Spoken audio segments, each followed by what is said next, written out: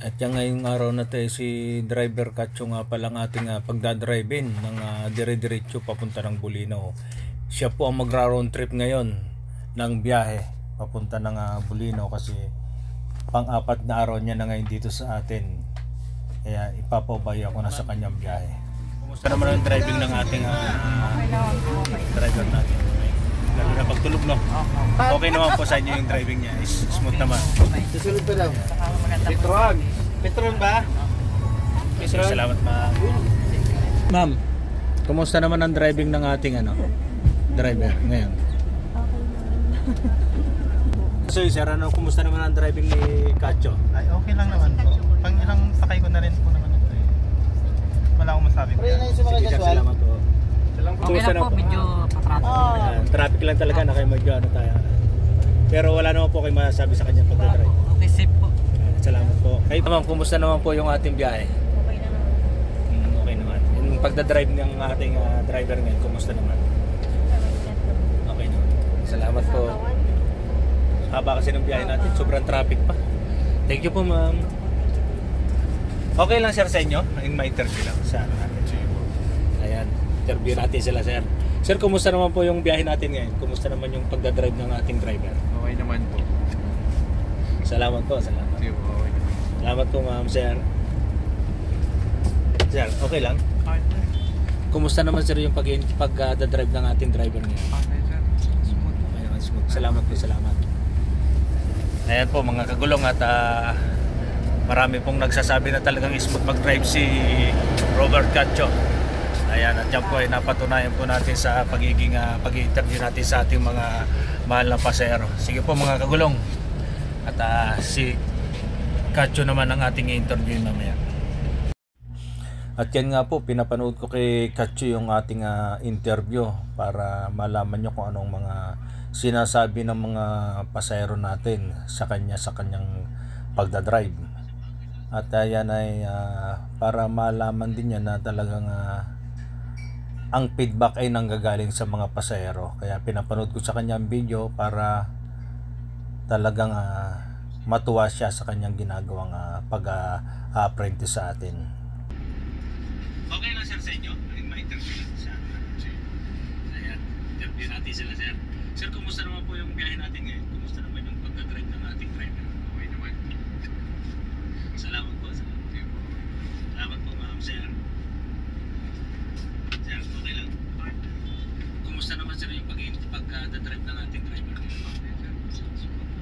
Salamat po, salamat. Ano naman parang masasabi mo sa iyong driving at saka sa mga pasahero na in-interview natin? Para mapatunayan talaga na smooth ka mag-drive. Una sir, magpapasalamat po ako sa inyo sa tinuro nyo sa akin na pagdadrive at saka sa pagtitiwala po dito po sa inyong unit na kahit unang apprentice ko pa lang po noon, pinapahawak nyo na po ako po unti-unti. Saka po sa 5 star po, salamat din po.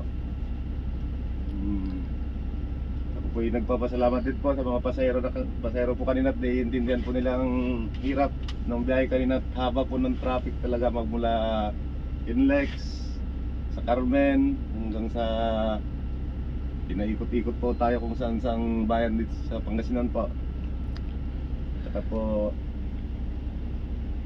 talagang medyo pagod din po sa biyahe, talagang sa traffic po talaga. Saka papasalamat din po ako sa Diyos na lagi po kaming nakakarating na maayos at saka lagi din po kaming may kargang pasahero po. Saka pasahero po namin na laging nagtatangkilik po sa 5 star. Huwag po kayo mag-alala, lalo ko po pong pagbubutihan ng aking pagmamaneho. Maiayos po natin na may lakbay, may rating po sa kanilang mga pupunta ng ating mga pasahero na ligtas po. Para naman po uulit-ulitin po nila lagi ang pagsakay po sa 5 star. Ayan po mga kagulong at yun nga po, nakita nyo naman na talagang napatunayan naman natin na si partner Katso smooth mag-drive kasi nanggaling na rin sa mga pasahero yung ating ginawa.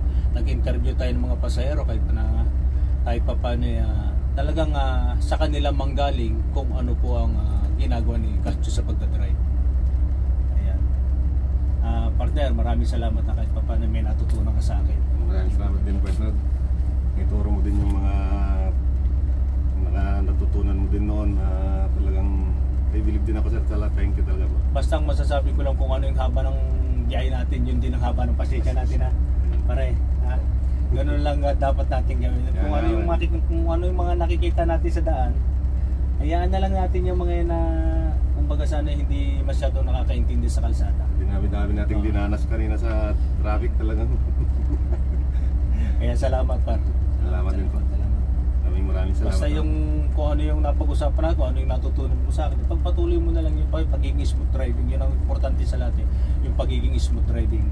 At sana partner sa layog, kung ano yung nakita mo kay Katyo, yun din ang magawa mo, no?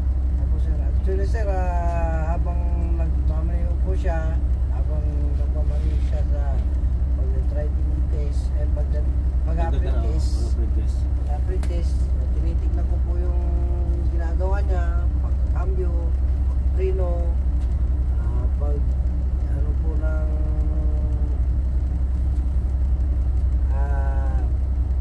sa daan, tinitignan ko rin siya kung ang isang gagawin mo para natutunan ko din sa kay Sir Elmer at saka sa mga naging amo ko na driver din yung defensive driving talaga ang isa.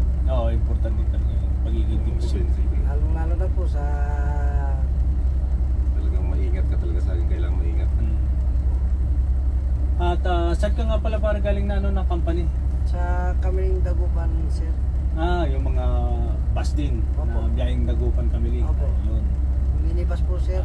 Biyaheng ano po yan, biyaheng Pangasinan din. Kamiling Dagupan, Kamiling Pangasinan. Pangasinan. At si ano naman pang ating apprentice ngayong araw na to. Kasi po si Katyo tapos na, kaya salamat par. At kahit pa paano may naibigay akong kunting sa iyo, kaalaman sa sa pagiging defensive driving at sa pagiging smooth driving. Kubaw na naman mamaya, iba na namang Sa Cubao naman po siya kasi mamaya eh. At ito naman sa akin, naiwan sa akin to.